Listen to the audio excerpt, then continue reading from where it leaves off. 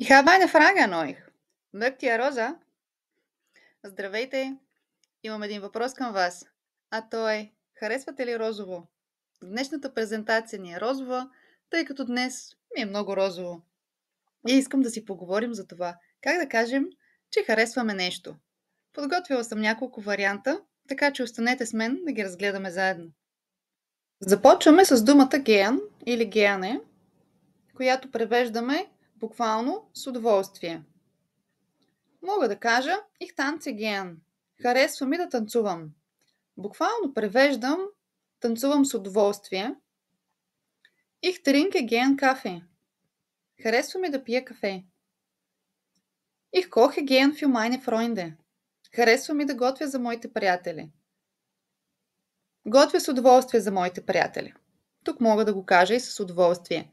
Какво прави впечатление, че gern използваме с глаголи? Когато искам да кажа, че ми харесва да правя нещо, мога да използвам gern. И втората дума, с която мога да изразя своите симпатии, е глагола mögen. Той е модален и се използва най-често с съществителни. Sie mag Katzen. Тя харесва котки. Wir mögen Musik. Ние харесваме музика. Виждате и в двата примера как след глагола mögen следва съществително. Важното е, че това съществително стои в акузатив.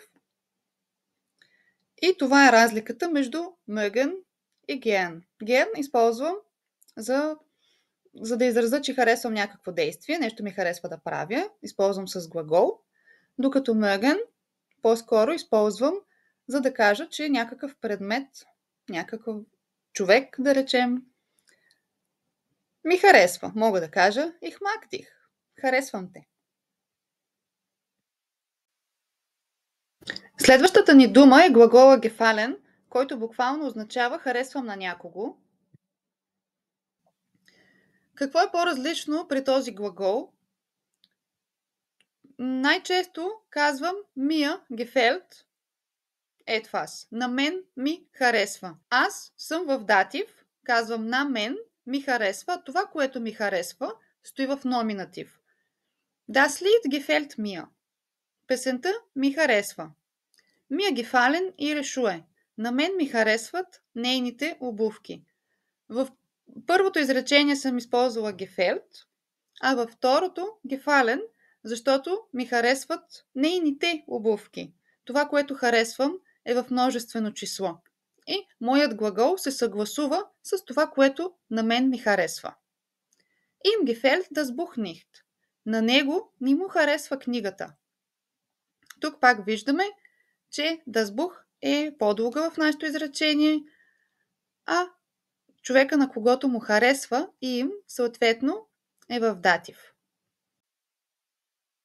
И последната дума, която съм подготвила, е глагола schmecken, който превеждам нещо ми е вкусно, или съответно веднага ви прави впечатление, че този глагол бих използвала с храни или напитки. Изречение с schmecken образувам по същия начин, както и с gefallen. Казвам какво ми харесва на мен. Нека да видим. Die Äpfel schmecken uns sehr gut. Ние много харесваме ябълките, или те са ни много вкусни. Die Suppe schmeckt mir. Харесвам супата.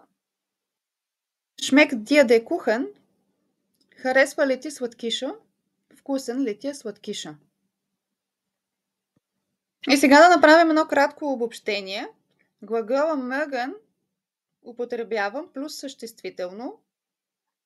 Означава харесвам нещо.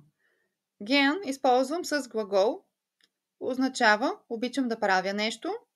Gefallen винаги е с дателен падеж. Когато нещо ми харесва визуално, естетически, използвам него.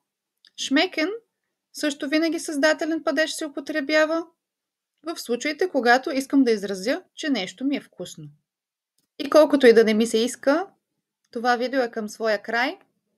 Надявам се все пак да съм била полезна по някакъв начин и ще се радвам, ако се абонирате за моя канал или харесате страницата ми във Facebook.